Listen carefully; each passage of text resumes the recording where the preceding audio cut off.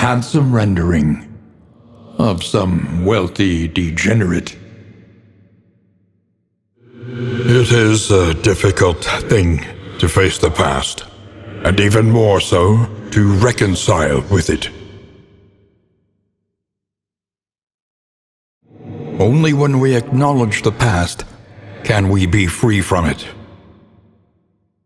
Acceptance requires honesty, painful as it might be. A murderous melody lingers long after the final chord has been struck. Hunted, harried, a fugitive seeking to outpace the past.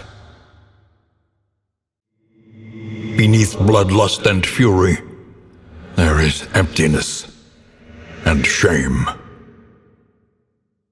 Avarice slips unseen into the catacombs of the mind. Reliable information brings accurate insight, after all. You will fight so that others may flee. Chaos must be met with unwavering resolve. Perhaps you are finding your courage at last. At last, respite within reach.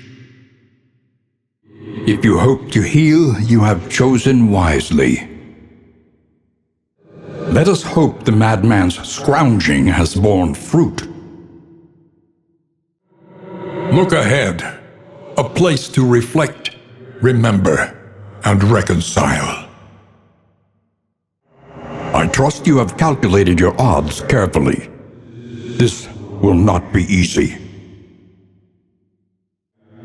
The avatars of oblivion, clergy of the spreading stain. Up ahead, the seat of our regrettable research. Supplies this way, if you can make it. The flame sputters. You must give hope to get it. Let us temper this world's cruelty, just a little. Lost and desperate, they need your help. This is no place for decent folk.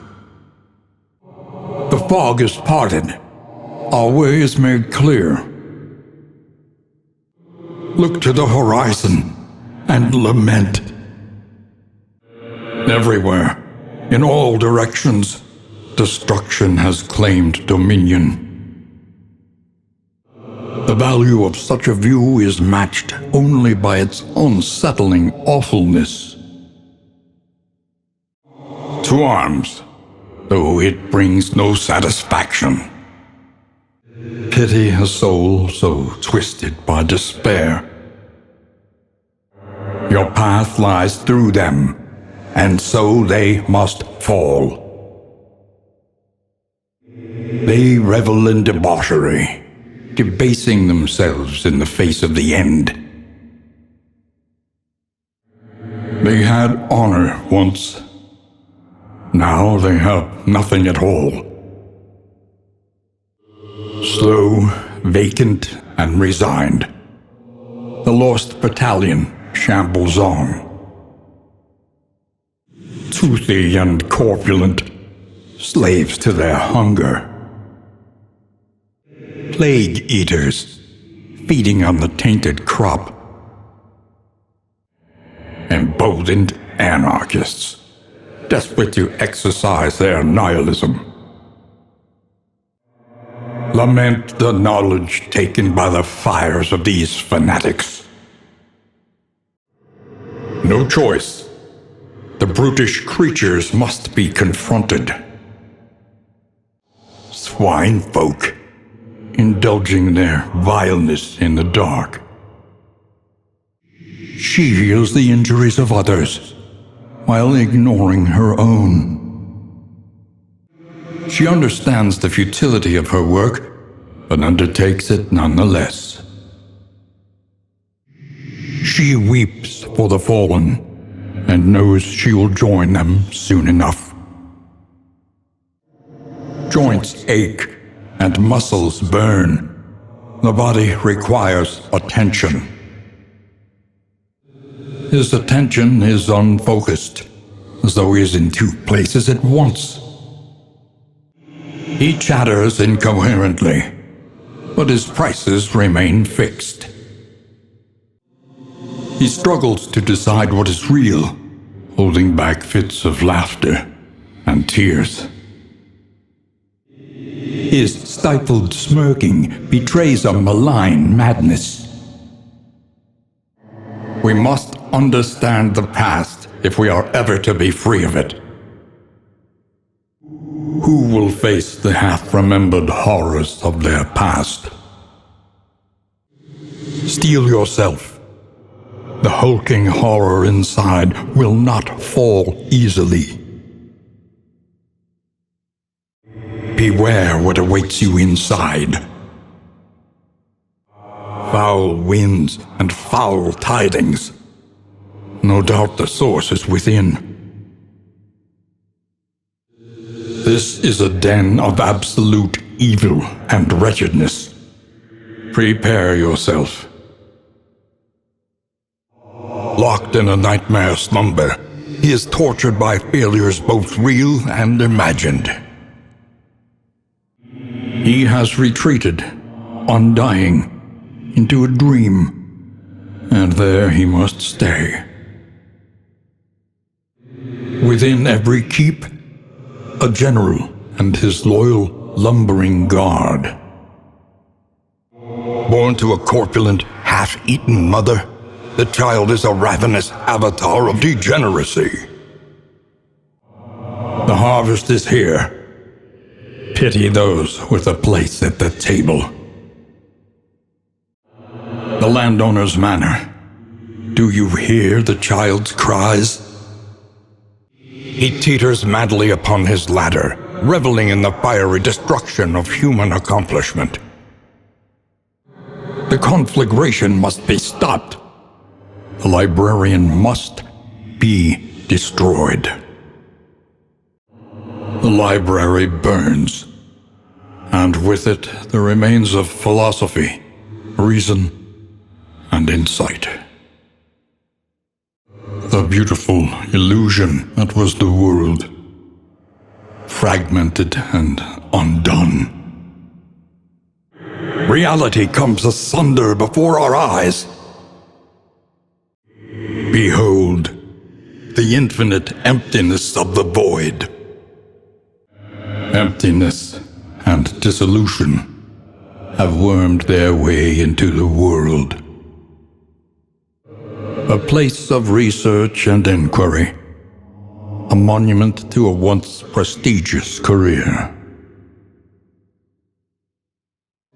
This unkempt study evokes a feeling of the familiar, does it not? Rummage through the shelves, laden with echoes of indistinct ideas. An academic's study, full of the forbidden and the forgotten. Karma abhors waste. Best to take all you can. Take up these goods and imbue them with purpose. My wealth and possessions, bundled into this meager pile. Perhaps I left this for you. Perhaps you left it for yourself. Perhaps it is not here at all. Giving in to madness is easier than holding out against it. They are heroes.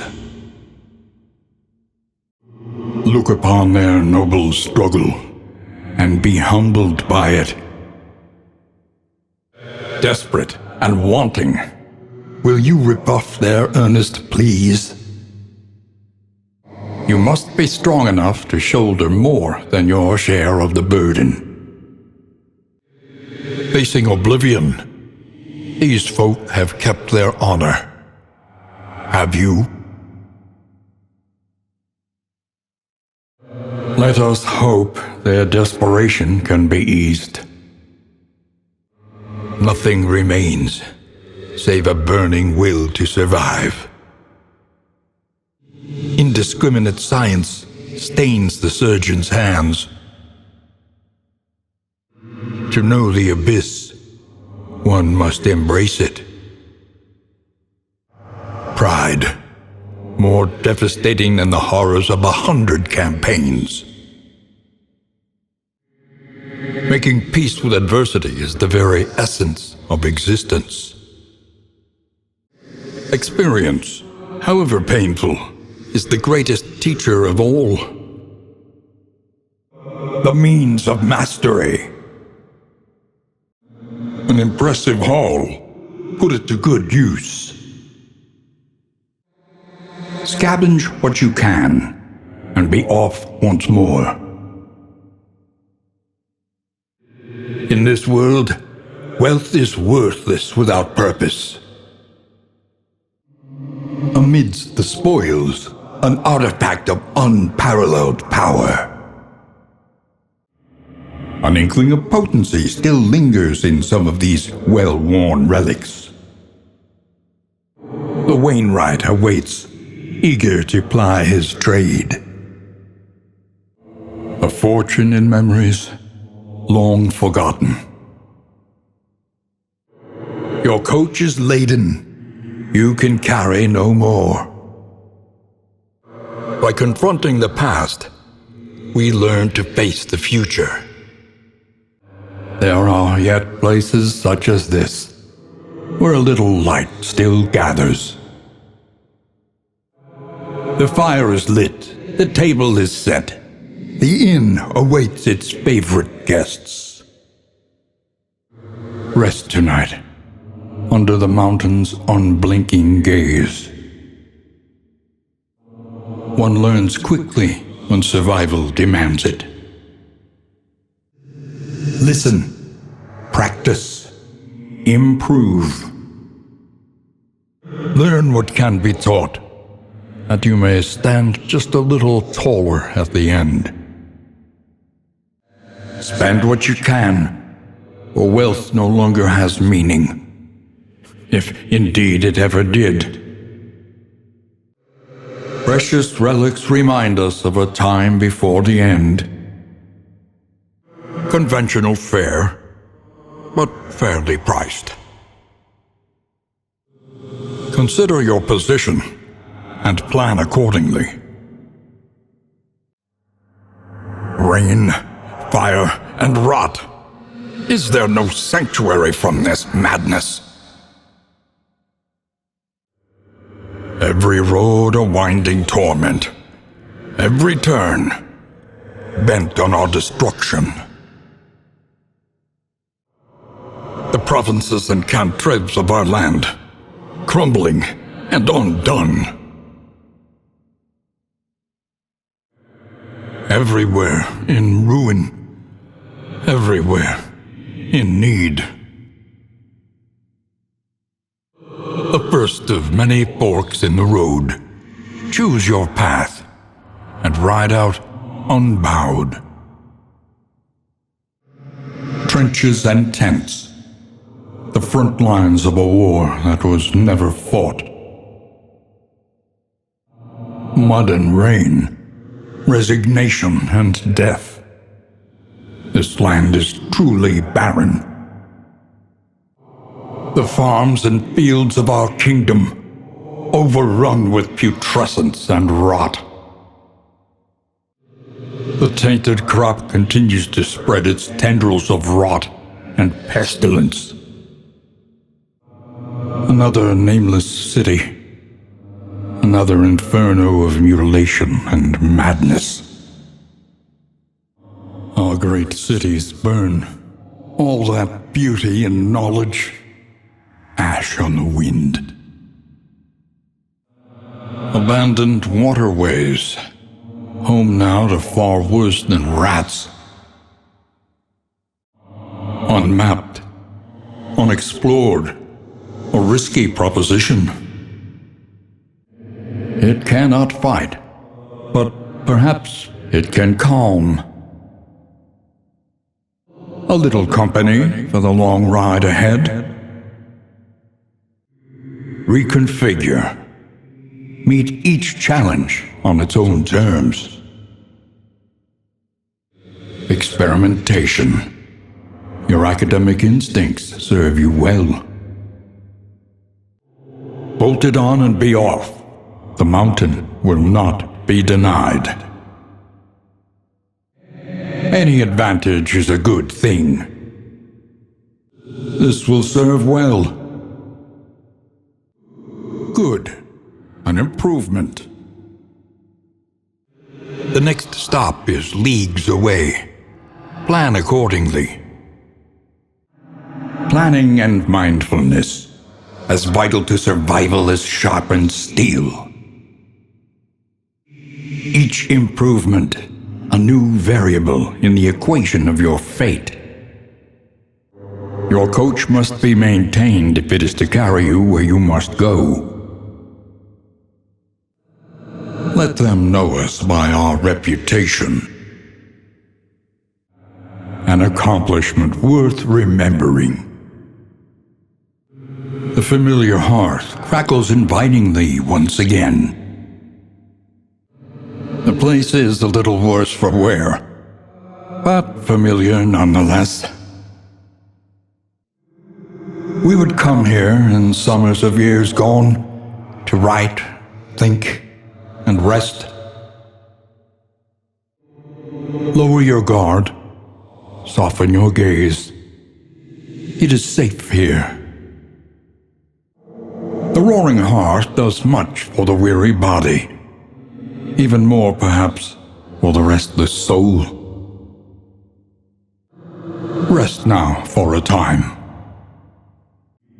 We need not be defined by our shortcomings. Even the worst habits can be overcome. Strength comes in many forms. We must preserve what is best in us. We can suffer no sickness on this pilgrimage. The treatment is harsh, but undeniably effective. Tonics, tinctures, and remedies. The science of hope. The odds of illness are high. Best to be prepared. A bit of comfort on the road to damnation. A regrettably necessary acquisition. The tools of violence, despicable and dangerous. Such power in such a little thing.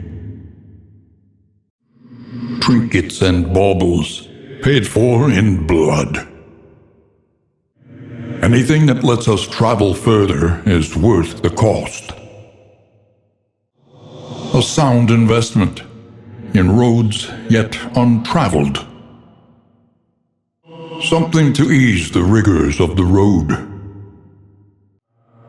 At last, the battlefield has claimed its due.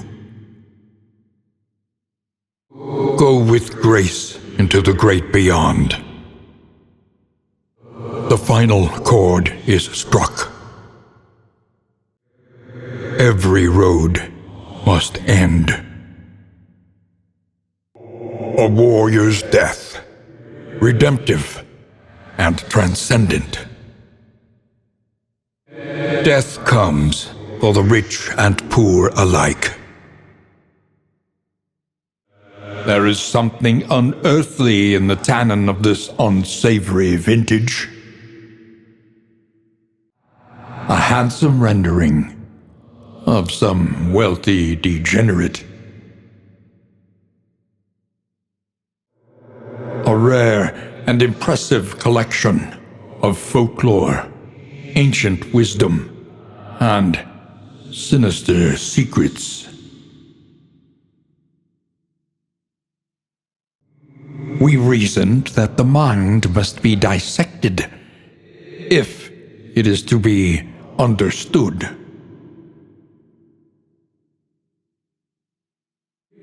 The inscription reads, "The sacrifice of hope opens the gate to ruin. Offer of yourself if you crave the void." You painted without rest for days, babbling incoherently about distant, half-imagined places. It would be unwise to open this hateful portal, if memory serves.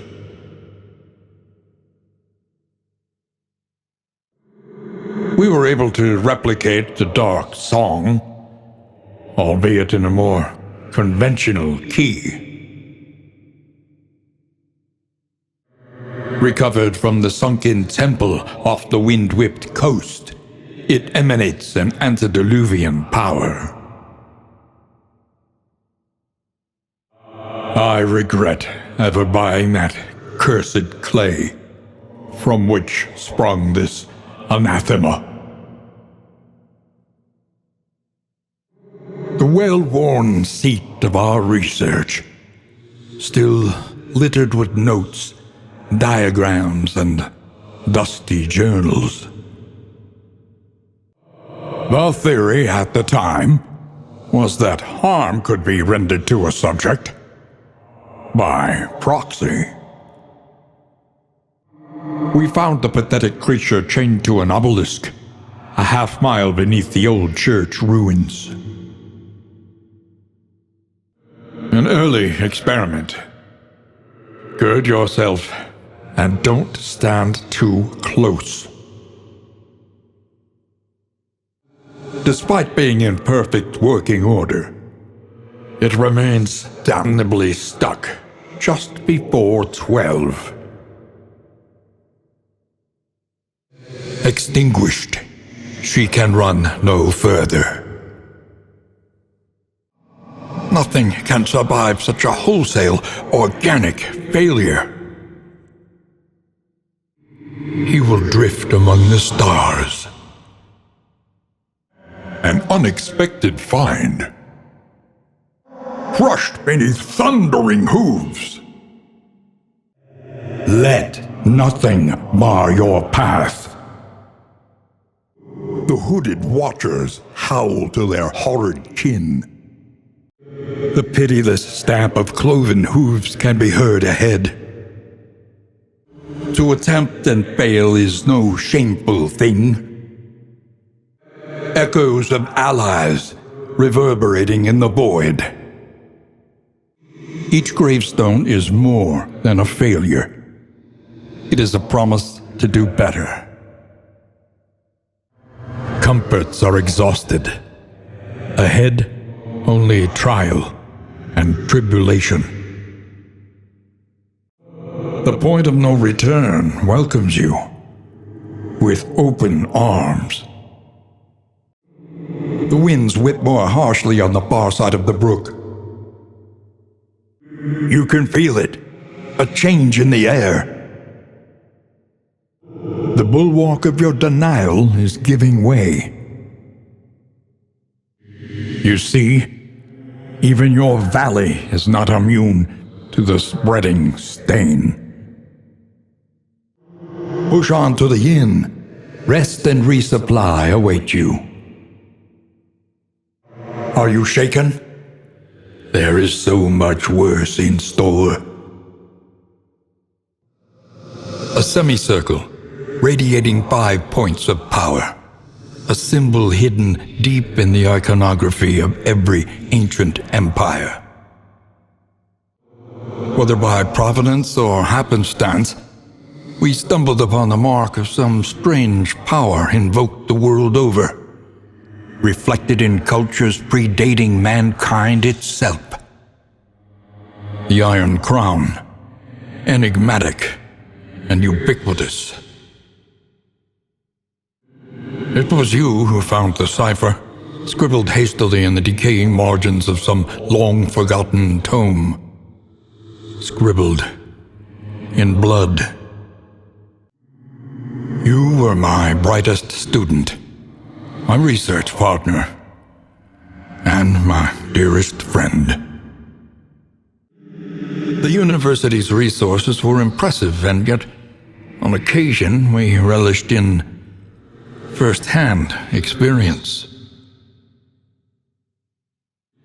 Between semesters, we would spend our days rambling the woods, talking excitedly of esoteric theory and ancient mysteries. We spent long nights immersed in crumbling, worm-eaten volumes, plumbing the forbidden secrets of antiquity. Commonalities between the mythos of ancient cultures was not a new area of study for either of us, but it was there that we first noticed the pattern. Interminable faculty socials became something of a delight, knowing we'd abscond to a quiet table and lose ourselves in riveting discussion and passionate debate. Despite our differences in age and position, we shared a keen fascination for archaeology, folklore, and of course, occultism. Your insightful questions during my lectures gave me pause, and I recognized in you something of a kindred spirit. I remember our first meeting on the steps of the university, a collegial handshake that would doom us both. The shackles of denial must be destroyed. Pity the great denier, chained by its own command. The flame sears the skulking shadows from the darkened corners of the earth.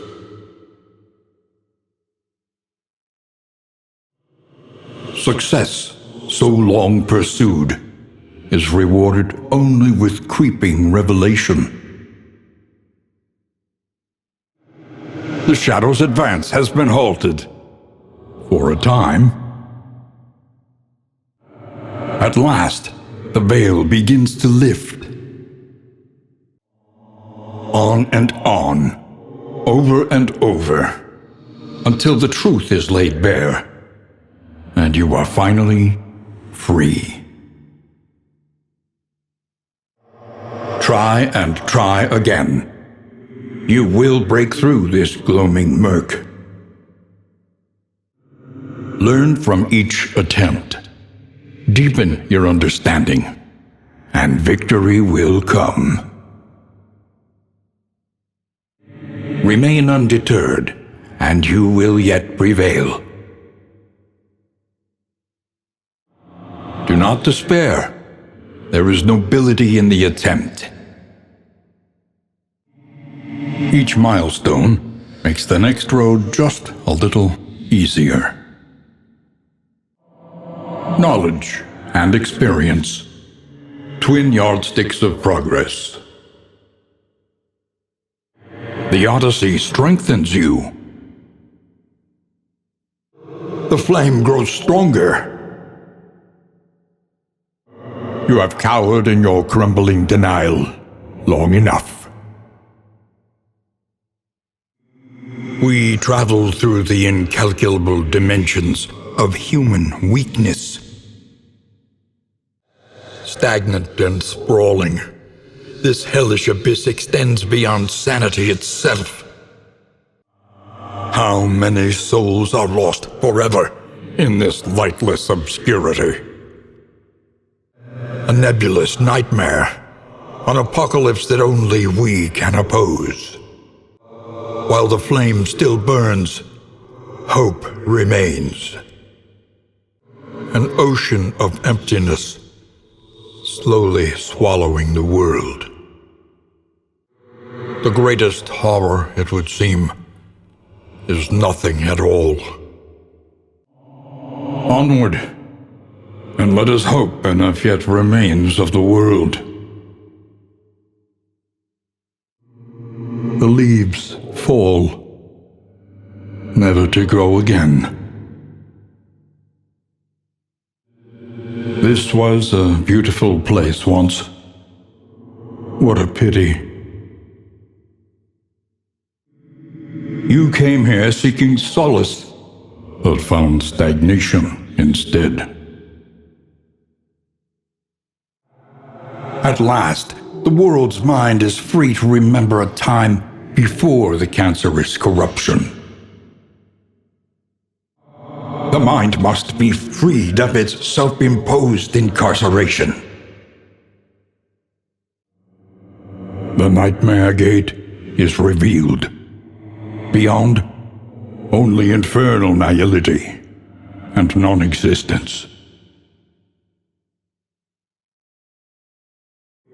Behold, the source of the stain, gateway to incomprehensible emptiness. The colliginous cathedral, malign temple of the Iron Crown. Push ahead, beyond the reach of this tenebrous malignity. Forward now, into oblivion's inky embrace. Up ahead, a light in the limitless expanse. Your sanctum, adrift in this bituminous nightmare. The house on the borderlands, half swallowed by the stain. Indistinct and ill-lighted. No comfort awaits you here. The seat of your denial, perched precariously in the murky gloaming. The loathing consumes. The loathing spreads. The loathing howls. The loathing whispers. The loathing festers. The loathing abates. Onward while there is still time. Procrastination of the inevitable is futility itself. Destiny will not be denied. We must keep moving. All that matters is the flickering torch you bear. Analysis is invaluable until it becomes an excuse for inaction. Your collection can wait. Press onward. Consider all variables, but do it quickly. When deliberation is exhausted, trust your instincts. The destination is never in question, only the route you take to get there. Myriad options require careful deliberation. Think carefully. Today's oversight is tomorrow's regret. An elementary problem, is it not? A simple choice. At least it should be. The crossroads. Wait by the lantern's light and welcome what help may come. The crossroads. A beacon for the broken and the battered. The crossroads. Who will step forward into the light? The crossroads. A place between places.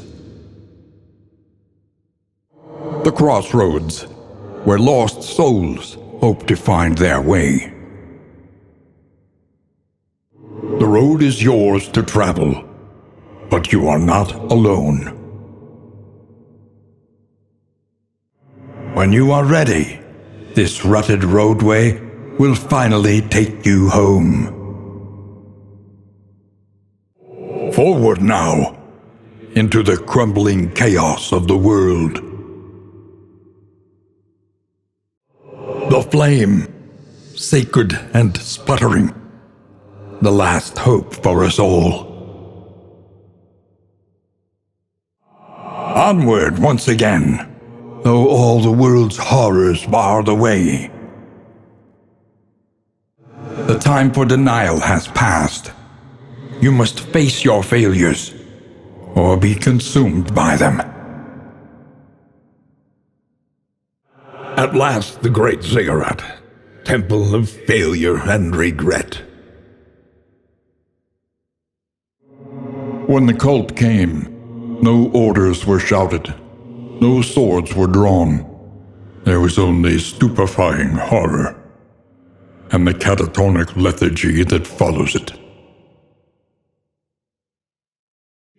These seasoned soldiers were deployed to a winding front, meant to prevent the cult's descent from the mountain.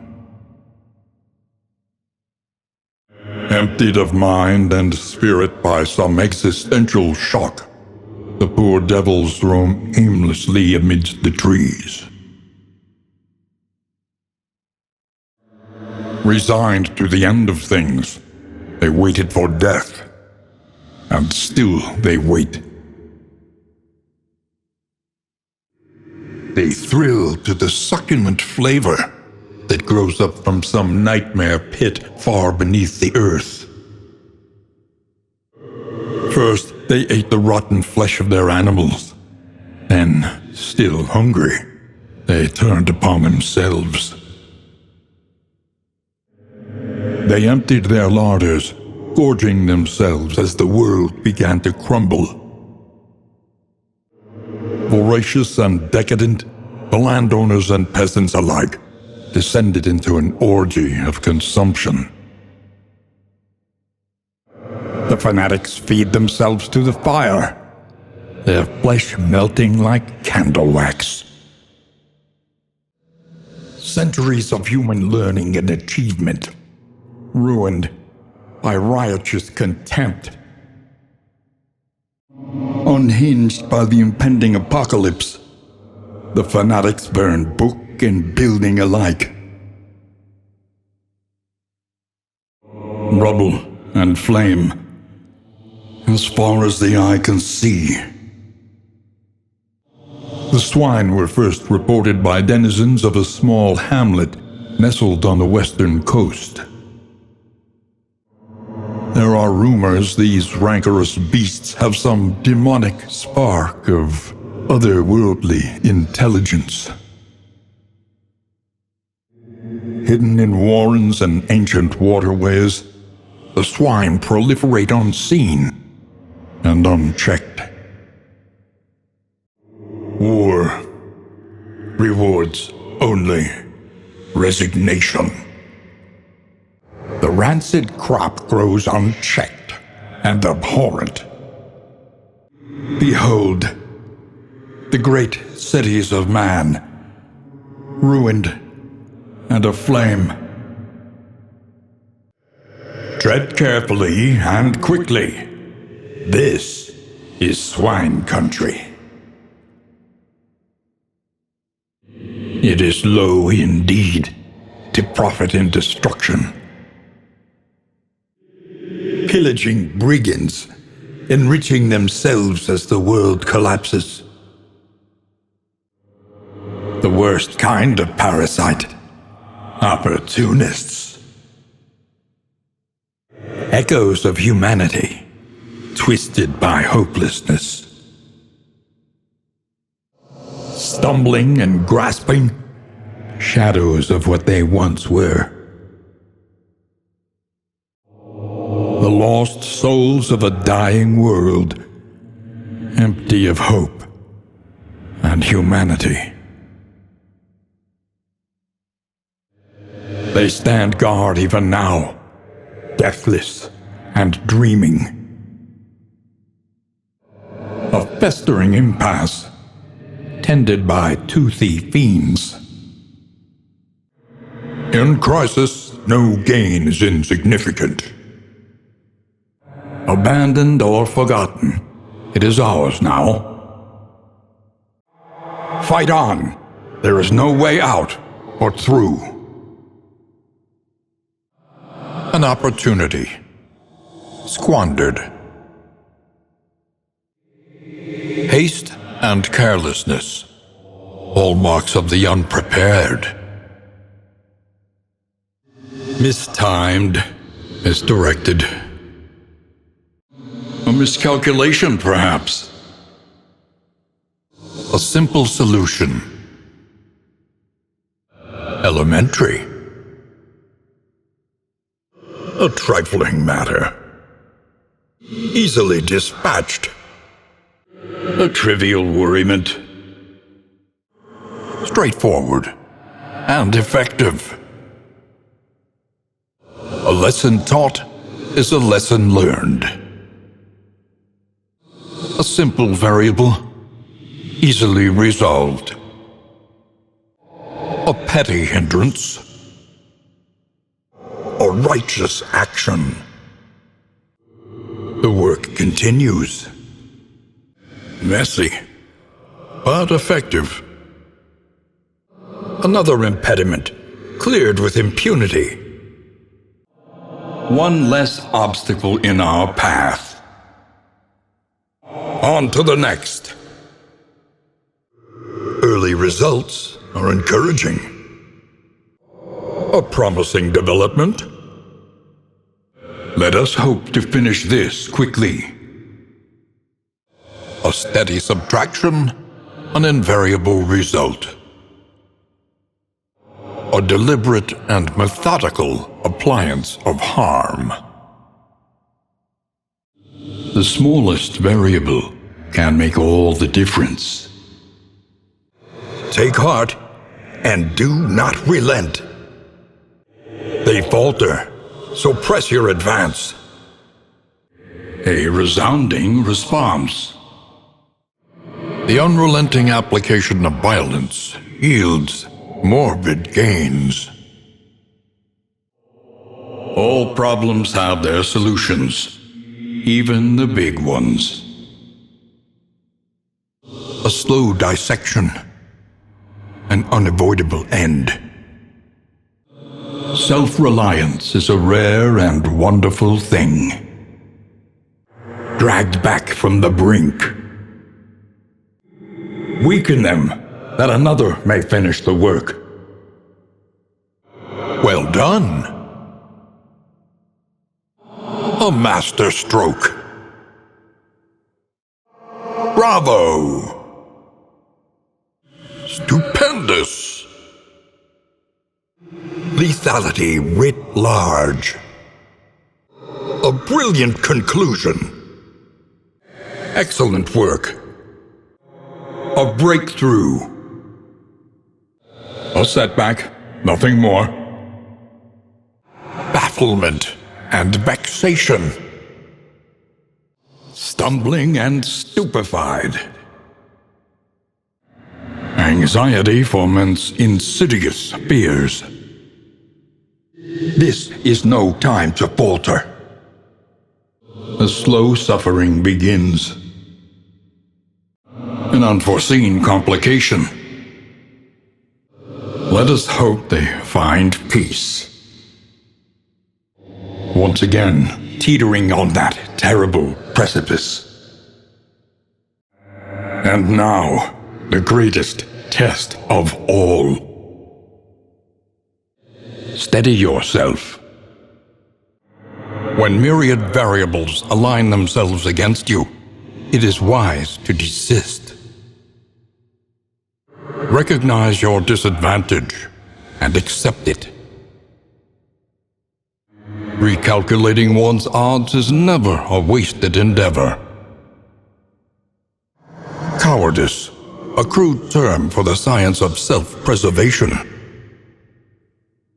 Sweat-soaked brows, unsteady stances. Exhaustion takes hold. Fight through the fatigue. An interminable conflict.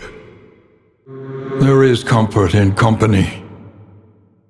A little help impeccably timed. The pulse slows. Sanity returns. Extinguished at last.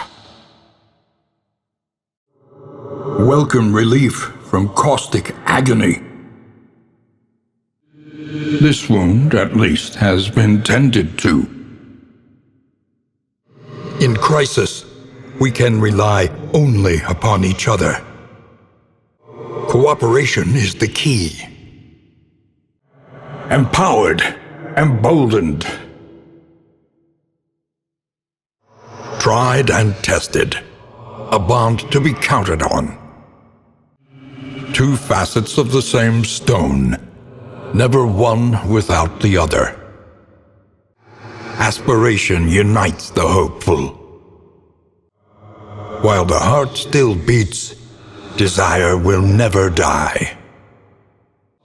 Suffering strengthens the bond. Animus grows in proportion to mounting pressure. Restless souls thrive in chaos they create. Narrowed eyes, muttered threats. All trust is lost. Resentment, the slowest and deadliest poison of them all. There's nothing between them now. Nothing at all. Cruelty and callousness have claimed dominion here. Each covets what the other has, and plots to take it. A star-spawned child of the infinite void. The walker from beyond the stars, a shambling horror. We tread beyond the realms of reason. The antiquarian wants what we have, and she will not be denied. Once she had a sliver of decency, now only greed. She searches the dying world for the keys to her own salvation. For every miscalculation, a consequence. In life or in death, we are all prisoners here. We will see them again. I am sure of it. Though unpleasant in the extreme, this work is noble and necessary. We are the flame, burning brightly for all the world to see. The past is gone. Let it die. Cut down these nightmares and blaze the trail to your redemption. What matters most is we reach the mountain. Alive, if possible. Runaway. Chapter 1. The Pigs of St. Martha's. Her pious caretakers had marked her for the last time. Tonight, she would escape their cruelty at last. She ran blindly into the rain, the squeals of the pursuing sisters lost in the howling wind. Chapter 2. Beloved. Good fortune is a rare and wondrous thing. She straggled from place to place, drenched and hungry, until a kindly woodsman and his wife happened upon her. Childless themselves, they welcomed her into their home, where she warmed herself in the glow of their hearth and hearts. Chapter 3. Drawn to the flame. She would stay up long into the night, tending the fire. Captivated by its shifting hues, she thrilled to the eerie dance of spark and ember, running her fingers absent-mindedly over the scars that patterned her arm. The hearthlight seemed somehow alive, and in these private moments, she yearned to reach out and be touched once again by its searing embrace. Chapter 4. Burnt Offering.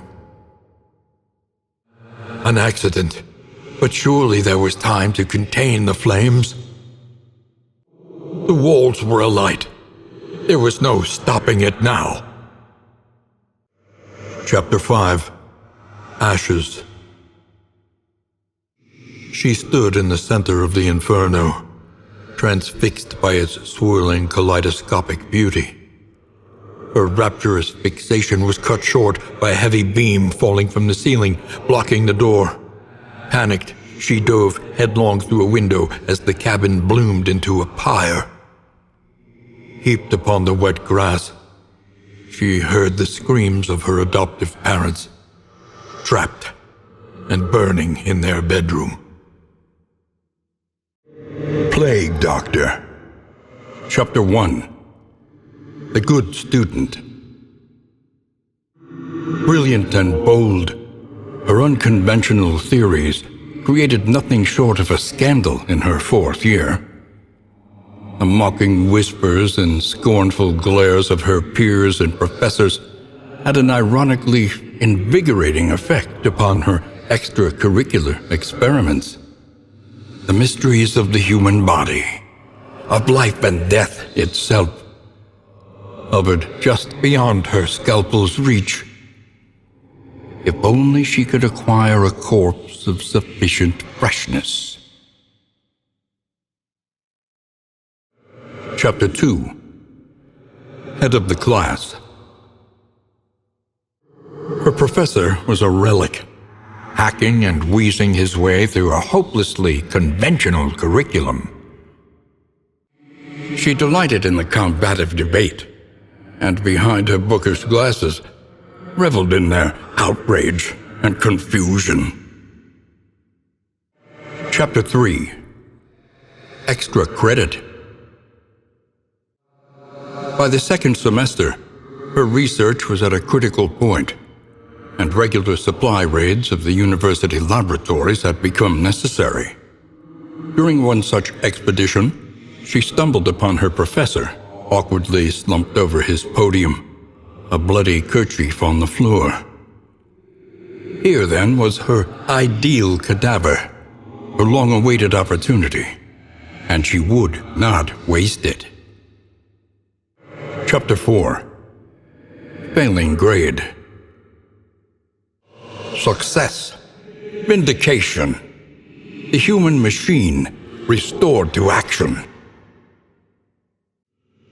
The shrieking and wailing was horrible, but the silence that followed was even worse.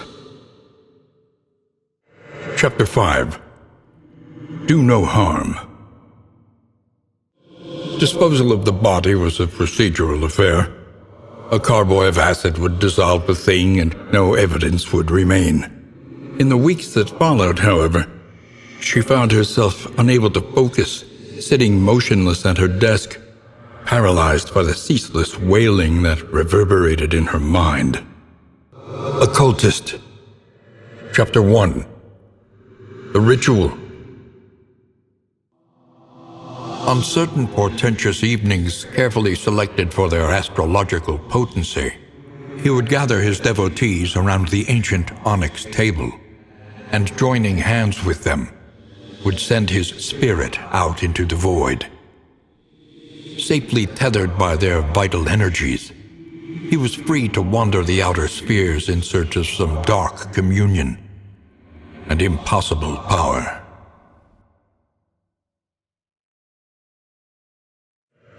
Chapter 2. A Door in the Desert.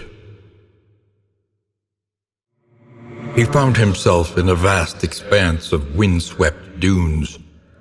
Ahead, the stone spires of a pyramidal temple called down jagged bolts from a rolling, angry sky. Undaunted, he crossed the threshold of the towering aperture, settled himself upon the central dais, and prepared for the coming sacrifice. Chapter 3. Some parts must die. Terrible though it was, he would pay the price for power. The emptiness in him called out across boundless gulfs of unknown space, for nature abhors a vacuum. Chapter 4. The Guest.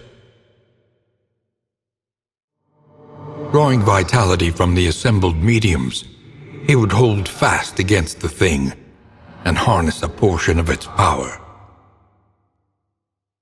Imbued with strange currents of infernal origin, his apotheosis was complete. Chapter 5. An eternal flame.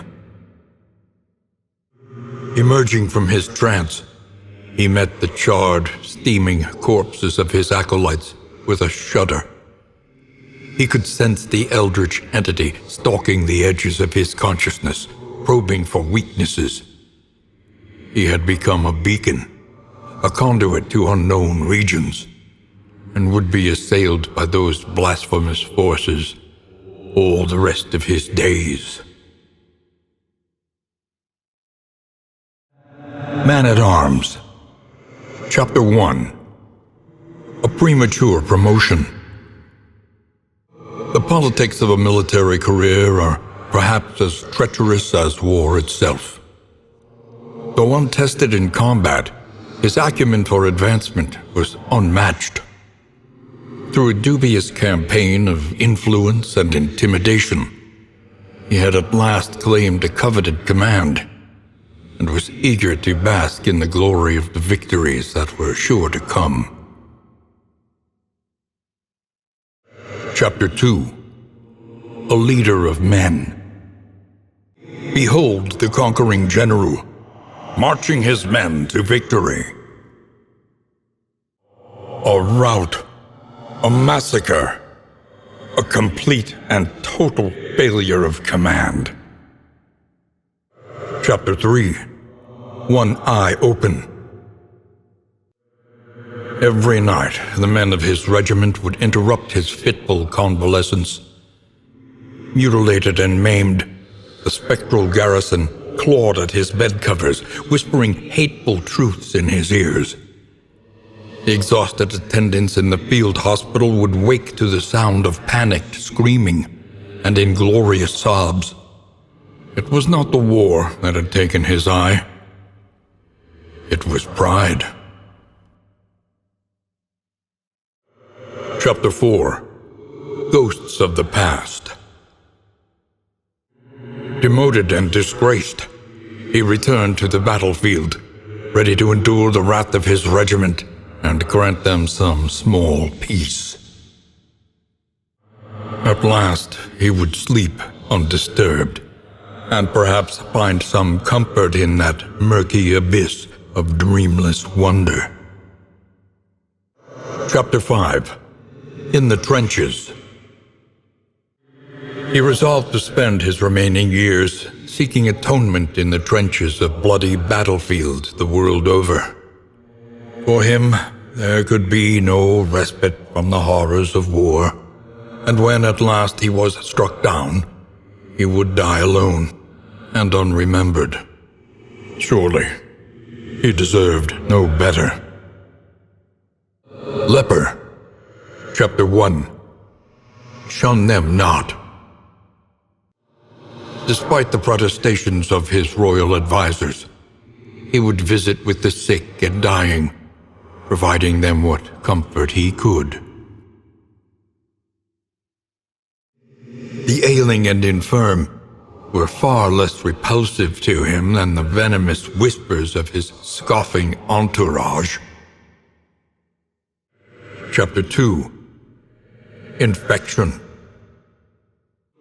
Early signs could be ignored or concealed, but soon the reality was inescapable, whether by some affliction of lineage or by direct transmission.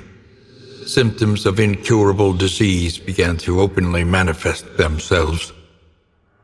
Racked with pain, he summoned doctors and aides from the farthest reaches of his lands, all of whom concluded the worst. The king was dying. Chapter 3. Treason. Sedition, like any illness, spreads slowly. Rotten with a cynical opportunism born of long-standing entitlement, the scheming circle of advisors drafted mutinous plans.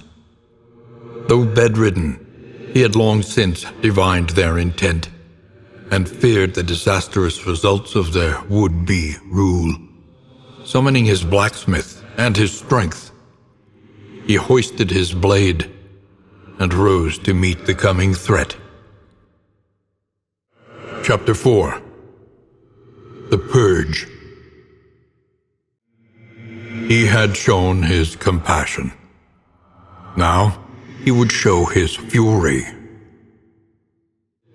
His blade had broken, but so too the treasonous plot.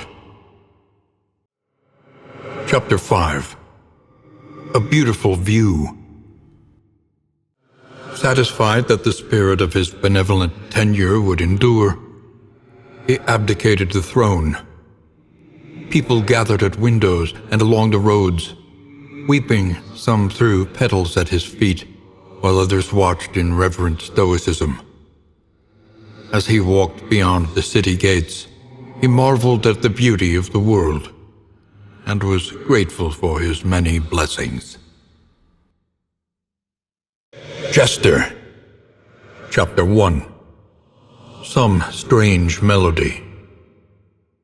He was a layabout without aspiration or purpose, content to loiter on street corners, languidly busking for passers-by. Roughly ushered from the bustling commercial blocks, he wandered the forgotten corners of the city.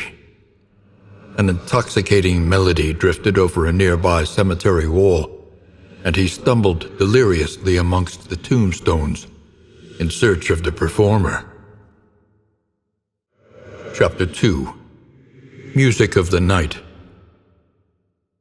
He could learn this unearthly hymn and claim it as his own. Ambition, so long dormant within him, had been roused. He delighted in fantasies of fame, renown, and respect. Chapter 3. Play to the crowd. When word of his uncommon talent reached the palace, he was summoned to entertain king and court. Anticipating an historic performance and enthused adulation, he was stunned to find himself instead the object of their debased ridicule. While his noble audience dined drunkenly, he was mocked, tortured, and subjected to an obscene array of dangerous and decadent humiliations. Chapter 4. A Dark Song. He unleashed his resentment upon instrument and crowd, playing the demoniac melody with unrestrained fury. This was the song of the dead, and it had exacted a fitting tribute. Chapter 5. Finale. Bowing low, he basked in the echoing applause of dripping blood. The scene of wholesale dismemberment drove him to fits of mirthless hysterics. He was laughing still as he placed the blade against his own hand, severing his connection to whatever twisted talent he had so fleetingly enjoyed. Aimlessly he drifted from the hall, humming broken bars of a discordant melody he could not quite remember. Highwayman. Chapter 1. Freedom. A prison riot. A fleeting chance to escape incarceration. He would be a fugitive, a hunted man, but a free one nonetheless. Chapter 2. Laying low. Harried by a pursuing garrison, he took refuge in the fetid canals of the city. Concealment took its toll, and soon he began to see himself in the furtive, scurrying pests that formed an unfortunate portion of his meager diet. Freedom, once so fondly imagined, had become a vortex of degradation. Chapter 3. One last job.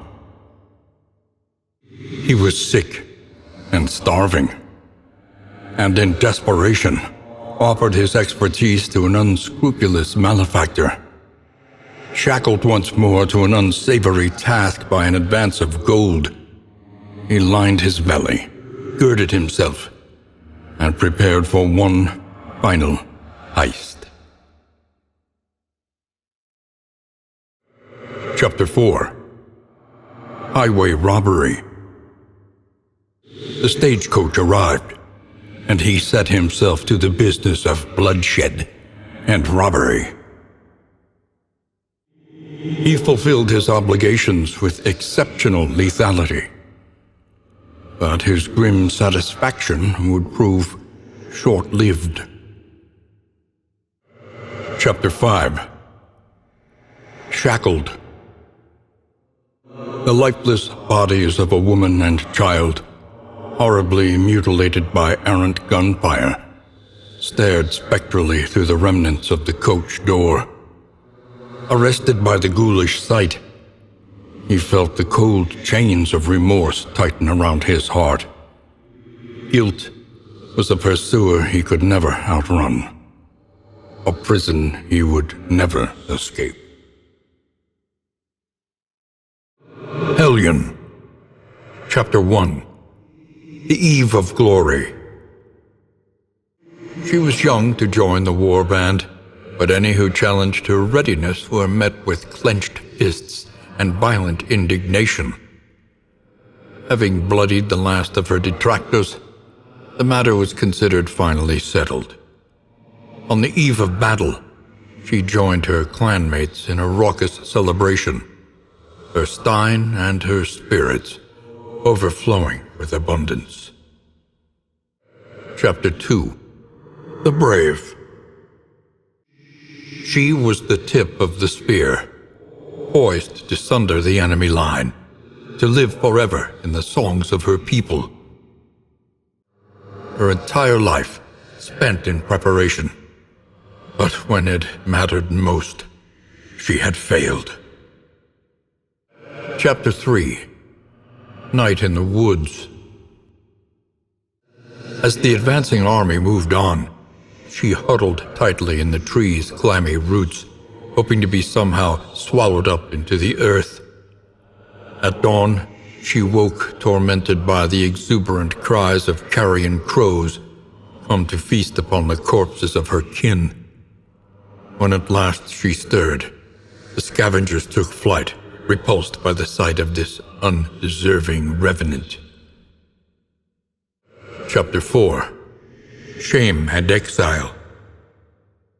She had shunned a warrior's death, and her cowardice would be impugned. They cast her out, an exile, unwelcome and unsung. Chapter 5. The Great Emptiness. Alone and untethered, she wandered the countryside, fighting for sport and soaking her wounds in wine.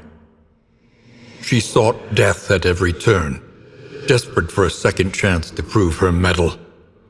But it seemed even that terrible wraith had forsaken her. Her isolation was absolute, her shame barely concealed by a fragile facade of fearlessness. Grave Robber. Chapter 1. Luxury's Lap.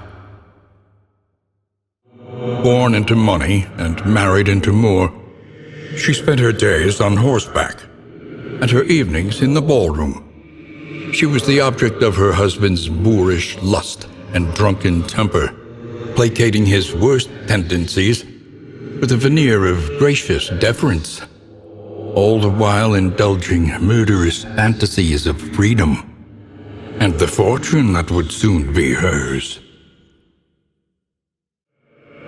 Chapter 2. Nightcap. Night after night of disrespect and abuse, Enough was enough. She listened, smirking, as his empty apologies came in desperate, choking gags. Chapter 3. Embarrassment of riches. Years of decadence and financial mismanagement had left the estate in staggering debt. Humiliated and facing eviction, she wandered the empty halls, hurling inebriated indignities at the portrait of the deceased, whose hand had rested so possessively upon her shoulder. A gleam of gold on that painted paw reminded her that his rings were unaccounted for, and must have been buried with him. Chapter 4. Filthy Rich. To preserve her social standing, she would pilfer the rings from his fingers, the gold from his teeth. She was awash in exhilaration, the glint in her eyes outshining the fistful of ill-gotten gains. Chapter 5. The After Party. Armed officials dispatched to oversee the eviction were shocked to find the front doors listlessly ajar. The lavish carpets were lousy with dirt and leaves.